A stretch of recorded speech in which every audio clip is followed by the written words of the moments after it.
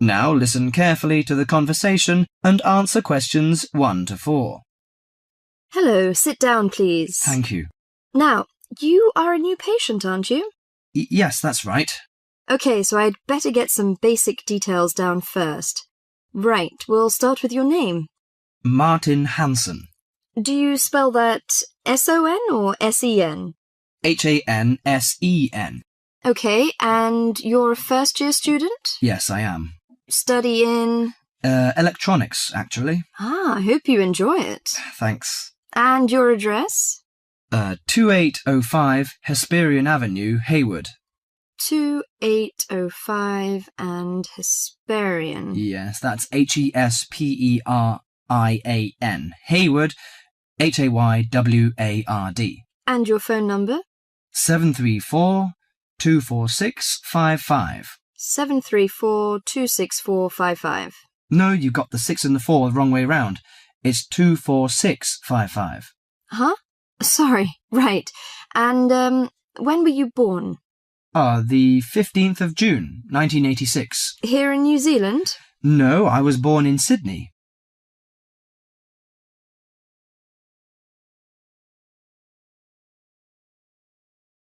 Now listen to the conversation and answer questions 5 to 10.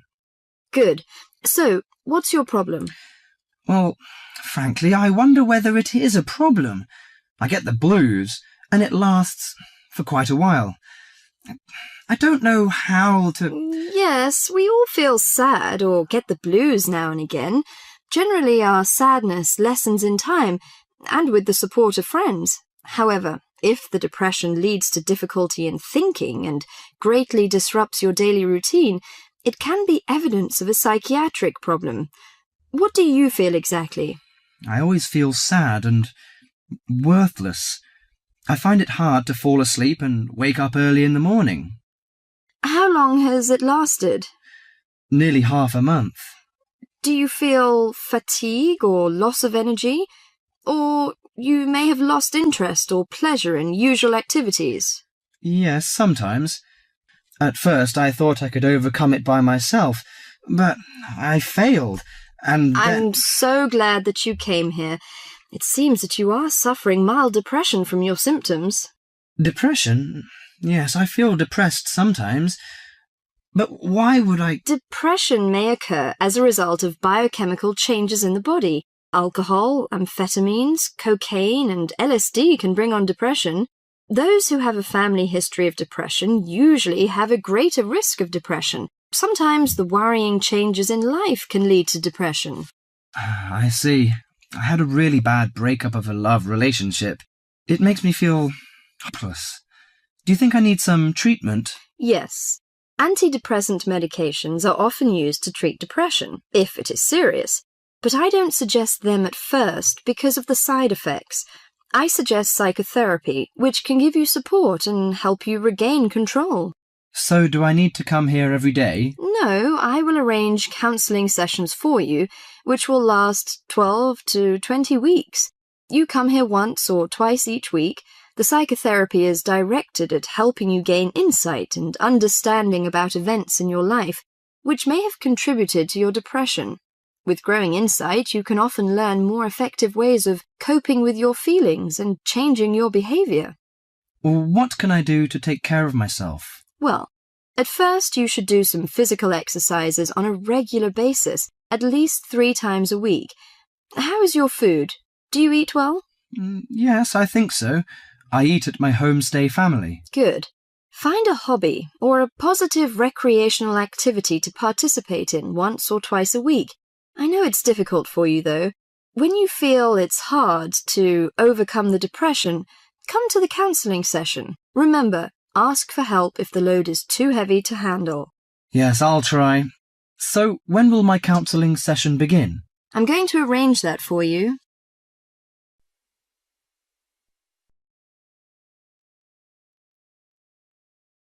Now listen carefully and answer questions 11 to 14. Good morning, folks, and welcome to the information roundup on your own local radio station. This is Larry Knowles talking to you this morning on Tuesday, the 25th of May. And the first item coming up is a reminder to you all out there about Canadian Clean Air Day, which is on June 6th.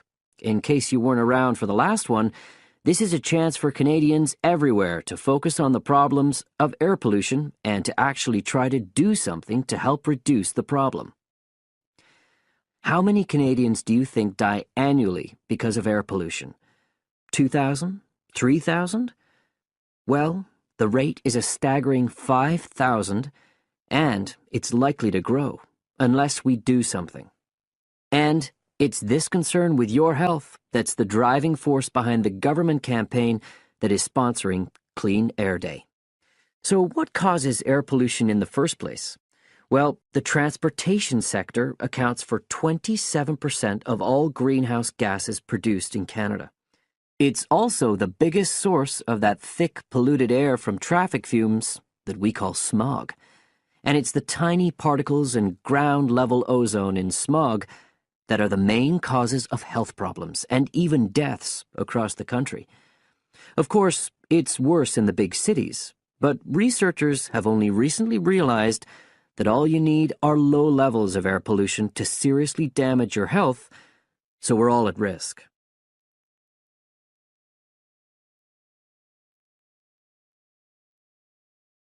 Now listen and answer questions 15 to 20. So, what can we do to fight air pollution? Well, it should be pretty obvious by now that the way we get to and from work every day can have a big impact on the air we breathe. So the easiest action you can take on Clean Air Day is to accept what we call the commuter challenge and get to work on foot or by cycling for a change. If you have to use your car, try carpooling and share the drive, or better still, use public transit. If everyone tries this for just one day, you'll be amazed by the difference it can make to the air in our towns and cities. But there's more you can do to improve air quality. For example, you can plant trees. And if you don't have a garden, then you can do your bit in other ways. For instance, did you know that modern, improved wood stoves can reduce wood smoke by as much as 80 to 90%? So you can make a big difference if you upgrade the appliances you use in your home. The government is also working hard on your behalf to clean up our air.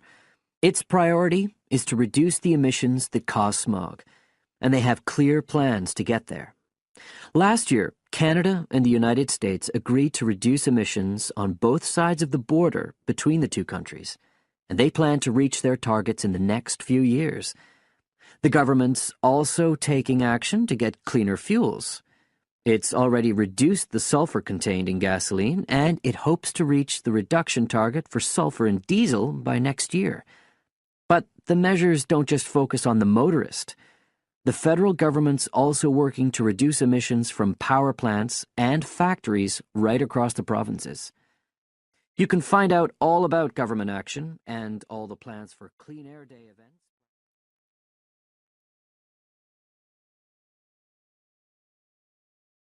Now listen and answer questions 21 to 26. Hi, Linda. Can you spare a few minutes? Hello, Matthew. No problem. I just wanted to talk to you about temporary work placements. I've never really thought there was a good reason for doing one. I've got some savings, so I don't really need the money at the moment. But I've had an email from the university about a vacancy that looks quite interesting. You did a placement last year, didn't you? I did, yes. In my case, I wanted to find out if I was making the right career choice before I began applying for permanent jobs. I thought I wanted to work in car manufacturing, but I wasn't sure, so I applied to Toyota. What was the application process like? Lengthy. There were a lot of different parts to it. The dullest one was a psychometric test. You know, when you have to answer loads of questions about yourself. And you're trying to guess what's the best thing to say. Yes.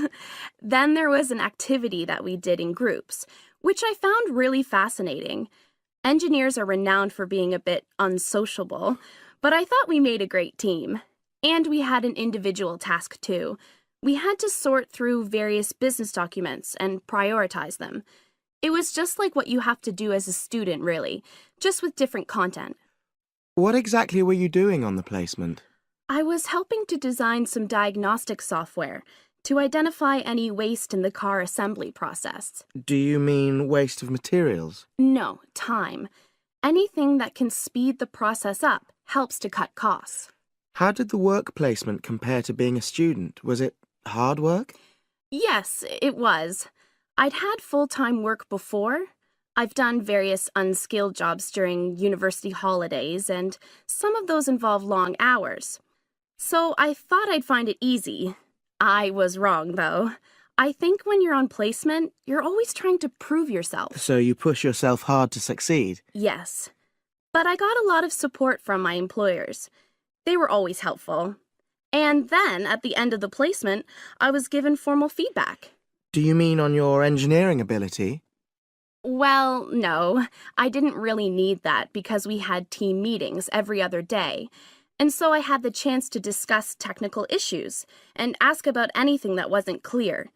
The evaluation was about general workplace things, like organizational ability, initiative, that sort of thing. I get the impression you think you benefited from the placement. Well, the best thing is that they've offered me a job for next year. Depending on my exam results, of course, but still. A permanent one? Yes.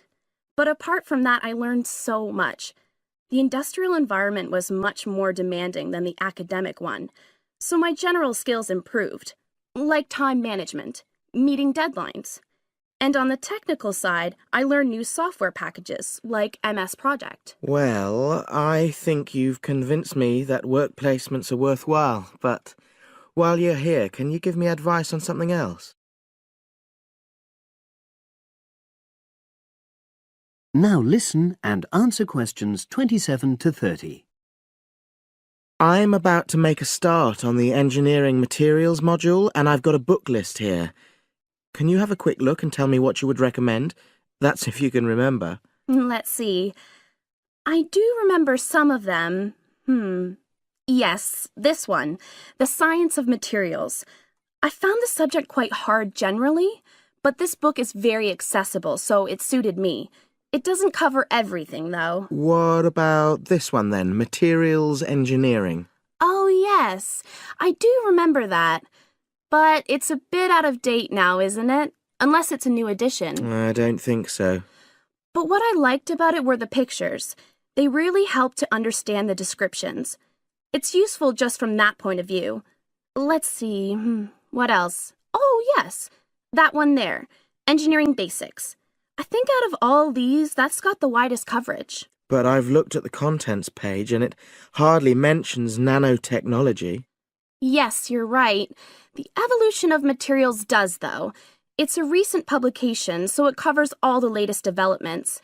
It's a bit thin on the 1960s, though, and that decade was quite important. Well, it sounds as if they all complement each other in some ways. I don't suppose you can lend me...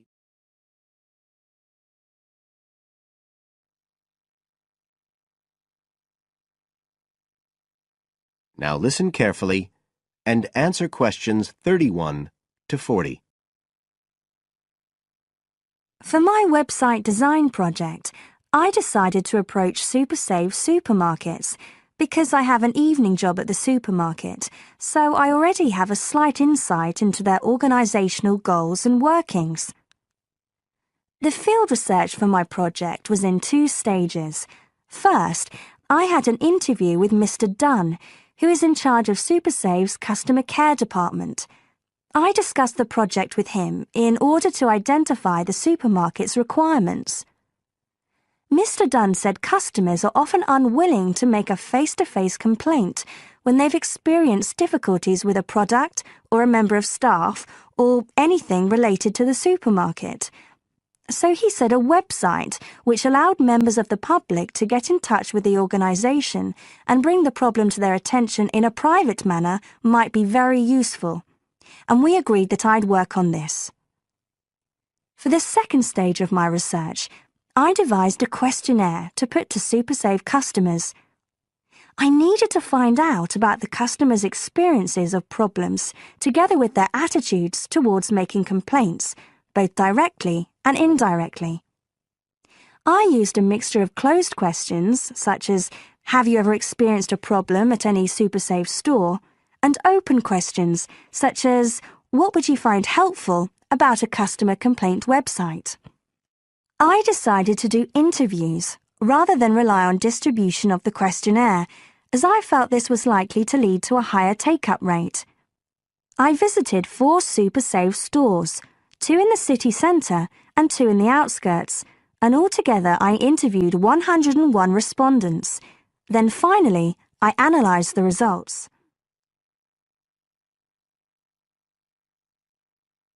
I found the results of the questionnaires to be very informative. I found that out of the total number of customers investigated, 64% had at some stage encountered a problem in a SuperSave store. Out of these people, the vast majority said that they hadn't reported the problem to any member of staff. They just kept it to themselves. The next thing I tried to find out was why they hadn't complained. Well, about 25% of the people I interviewed said the reason was that they couldn't be bothered, and a slightly smaller percentage said that they didn't have enough time. But 55% said the reason was that they felt intimidated. I finally asked if they would be more likely to complain if they didn't have to do it face-to-face, and nearly everyone I asked said that they would, 95% to be exact. I then set about designing the website to meet these needs. Once I'd completed the website, I made another appointment with Mr. Dunn to find out what he thought of it. Mr. Dunn said he felt that the pages would benefit his organisation by giving customers a new way of expressing their complaints and by making it easier to collect complaints, identify specific places where service and customer care were not as good as they should be, and act upon them accordingly. SuperSave is already a highly customer-orientated organisation, and he thought our website would be an excellent addition to their customer care effort.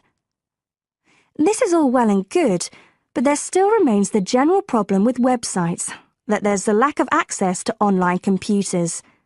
Surprisingly, in my survey, I found that 88% of those interviewed had access to the internet, which I felt was quite high.